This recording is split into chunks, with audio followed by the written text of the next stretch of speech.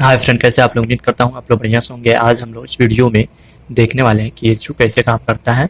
मैं आप लोग को ग्राफ के हेल्प से मैं आप लोग को बताने वाला हूँ कि एचयू कैसे काम करता है और इसमें कौन कौन सा इक्विपमेंट होता है, तो हम लोग देखेंगे। तो सबसे पहले बेसिक क्या होता है कि आप लोग को एचयू के बारे में पता होगा कि एचयू क्या होता है। एचयू एयर हैंडलिंग यूनिट होता है जो एचपीएससी सिस्टम में यूज किया जाता है टेम्परेचर और ह्यूमिडिटी जो होता है उसको मेंटेन करने के लिए। जो बड़े बड़े बिल्डिंग, मॉल, हॉस्पिटल वगैरह होता है, एयरपोर्ट होता है, तो ये सब जो बड़ा बड़ा बिल्डिंग है उसको जो कूलिंग और उसका ह्यूमिडिटी को मेंटेन करने के लिए, उसका स्पेस टेम्परेचर मेंटेन करने के लिए जो एचयू यूज किया जाता है, क्योंकि ये इजीली बड़े बड़े एरिया को क्या है ह्यूमिडिटी और टेम्परेचर को मेंटेन कर देता है और ये बहुत ही सिंपल वर्क करता है। इसका जो कॉस्ट वगैरह होता है और सब एसी है और कूलिंग सिस्टम से सस्ता होता है और इजी होता है। इसका मेंटेनेंस वगैरह भी इजी होता है, तो इसके लिए ये यूज किया जाता है। तो हम लोग देखेंगे कि ये कैसे काम करता है ग्राफ के हेल्प से और इसमें कौन कौन सा मेन इक्विपमेंट होता है। तो देख सकते हैं ये जो है रिटर्न एयर, यानी ये जो बिल्डिंग से रिटर्न एयर आता है यहाँ पे आ रहा है, आप लोग देख सकते हैं। और यहाँ से यहाँ पे आ रहा है रिटर्न एयर डैम्पर। ये जो है डैम्पर है, यानी ये जो है डक्ट को क्लोज करने के लिए एक टेम्पर लगा रहता है। और यहाँ पे देख सकते हैं फ्रेश एयर, यहाँ पे फ्रेश एयर, दो जगह से फ्रेश एयर आप लोग देख सकते हैं यहाँ पे है।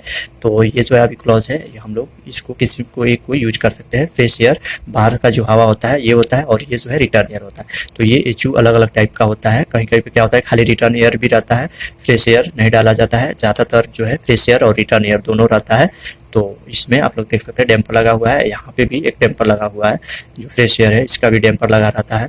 यहाँ पे अभी ग्राफिक में नहीं है, नहीं तो यहाँ पे डैम्पर रहता है। तो दोनों एयर, फ्रेश एयर और ये रिटर्न यहाँ पे आ रहा है। और प्री फिल्टर आप लोग देख सकते हैं, यहाँ पे प्री फिल्टर है, यानी एक फिल्टर है जो फिर यहाँ से एक बैक फिल्टर है, यानी दो फिल्टर यूज हो रहा है। दोनों से होकर एयर जो होगा, जो एयर में क्या होता है बाहर का जो एयर होता है या जो रूम का एयर होता है उसमें कुछ डस्ट वगैरह हो तो उसको क्लीन करने के लिए क्या होता है प्री फिल्टर और बैक फिल्टर लगा रहता है। तो यहाँ से हवा जो है रिटर्न और फ्रेश दोनों मिलके यहाँ पे आने के बाद फिल्टर होता है, फिल्टर होने के बाद यहाँ पे आता है। यहाँ तो मेन जो प्रोसेस होता है चिल्ड वाटर, आप लोग देख सकते हैं यहाँ पे चिल्ड वाटर कॉइल यहाँ पे लगा रहता है।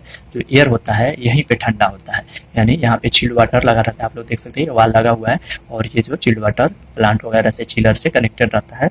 तो यहाँ पे टेम्परेचर क्या होता है, यहाँ से जितना टेम्परेचर चाहिए हम लोग क्या करते हैं इसको सेट पॉइंट के हिसाब से मेंटेन करते हैं। मान लीजिए यहाँ पे आप लोग देख सकते हैं ये रिटर्न है तो सेट पॉइंट है, यानी हम लोग जो है कहीं कहीं इशू रिटर्न एयर पे काम करता है, कहीं कहीं पे क्या होता है सप्लाई एयर पे काम करता है। हम लोग जिसके डिजाइन से करते हैं उसके हिसाब से काम करता है। तो हम लोग को तो अगर रिटर्न पे होगा तो हम लोग जितना रिटर्न चाहिए, ये टेम्परेचर जो रिटर्न है आप लोग देख सकते हैं यहाँ 24 है, तो 24 यहाँ पे है, आप लोग देख सकते हैं 24 है, तो यहाँ पे 24.4 मेंटेन कर रहा है, यानी रिटर्न पे सप्लाई है तो मेंटेन करेगा। तो ये हम लोग रिक्वायरमेंट के हिसाब से यहाँ से क्या करते हैं सेट पॉइंट देते हैं। तो ये क्या होता है टेम्परेचर, उसी टेम्परेचर पे जिस पे अगर सप्लाई का सेट पॉइंट होगा तो सप्लाई, अगर रिटर्न सेट पॉइंट पे काम करेगा इशू तो उस पर ये क्या करता है ओपन क्लोज होता है। ये ऑटो में भी होता है, अगर हम लोग चाहेंगे तो इसको मैनुअल भी करेंगे, लेकिन ज़्यादातर ऑटो में रहता है। जितना सेट पॉइंट चाहिए उतना हम लोग क्या करते हैं पुट करके रखते हैं, यहाँ पे सेट पॉइंट रखते हैं और उसी के हिसाब से ये ओपन क्लोज होता है। मेन प्रोसेस क्या होता है कि जो कूलिंग कॉइल होता है उसमें से पानी जो होता है चिल्ड वाटर क्या होता है फ्लो होता रहता है, सर्कुलेशन उसमें चिल्ड वाटर का होता रहता है। तो एयर जो होता है वो कॉइल से होके गुजरता है, उधर से होके पास होता है, तो क्या होता है एयर ठंडा होता है।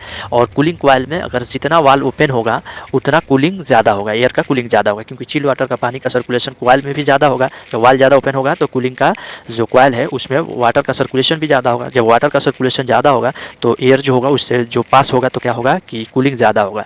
तो ये मेन टेम्परेचर जो कम ज़्यादा होता है वो क्या डिपेंड करता है कूलिंग वाल पे डिपेंड करता है। अगर पानी ज़्यादा जाएगा कूलिंग कॉइल में तो क्या होगा एयर का जो टेम्परेचर है घटेगा, अगर कॉइल में पानी का सर्कुलेशन कम जाएगा तो क्या होगा टेम्परेचर बढ़ेगा। तो इसीलिए वो जो डिपेंड करता है वो कूलिंग वाल पे डिपेंड करता है। अब यहाँ प्रोसेस होने के बाद में फैन से यहाँ पे जो है एयर जो होता है ये खींच के यहाँ पे आता है हीटर के पास। तो हीटर जो मेनली मोस्टली जो यूज किया जाता है वो ठंडा के टाइम के लिए या ह्यूमिडिटी को कंट्रोल करने के लिए यूज किया जाता है।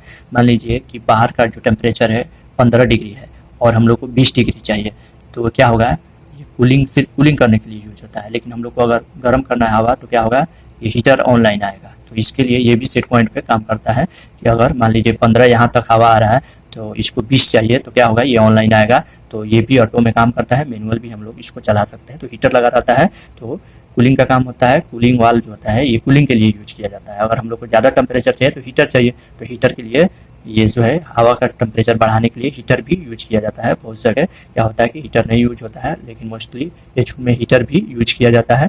तो डिज़ाइन के हिसाब से ये सब लगा रहता है। हम लोग रिक्वायरमेंट के हिसाब से कितना किस एरिया में टेम्परेचर देना है उसके हिसाब से हीटर भी लगा रहता है, और यहाँ से सप्लाई जो है एयर का चला जाता है। तो मोस्टली इसमें आप लोग देख सकते हैं, ये डायग्राम से भी आप लोग देख सकते हैं, एयर आ रहा है, यहाँ से रिटर्न आता है, फिर यहाँ से इसमें आएगा, फिर यहाँ से फ्रेश एयर आएगा, दोनों मिलके फिल्टर से क्लीन होगा। फिर चिल्ड वाटर जो है कॉइल है, यहाँ पे कॉइल के पास ठंडा होगा, फिर एयर इसको खींच के एग्जॉस्ट के यहाँ पे सप्लाई कर देगा। अगर हम लोग को एयर जो है रिटर्न को एग्जॉस्ट करना है तो हम लोग क्या करेंगे, ये रिटर्न टेम्पर को बंद कर देंगे, और यहाँ पे देख सकते हैं एग्जॉस्ट फैन लगा हुआ है, तो हम लोग क्या करते हैं एग्जॉस्ट कर देते हैं। मान लीजिए कभी जो स्मेल वगैरह आ गया या कुछ एयर जो होगा ज़्यादा डस्ट हो गया, ज़्यादा गंदा हो गया, स्मेल होता है, तो ये जो हम लोग क्या करते हैं इसको रिटर्न डैम्पर को क्लोज करके यहाँ से एग्जॉस्ट कर सकते हैं। तो ये जो है मेन प्रोसेस होता है। इसमें मेनली यही इक्विपमेंट होता है। क्या होता है, डैम्पर होता है फर्स्ट जो डक्ट को ओपन क्लोज करने के लिए, उसके बाद फिल्टर वगैरह लगा रहता है, बैंक फिल्टर और प्री फिल्टर रहता है, उसके बाद कॉइल, ये कूलिंग कॉइल लगा रहता है, हीटर लगा रहता है, ब्लोअर फैन लगा रहता है, यही मेन इक्विपमेंट है।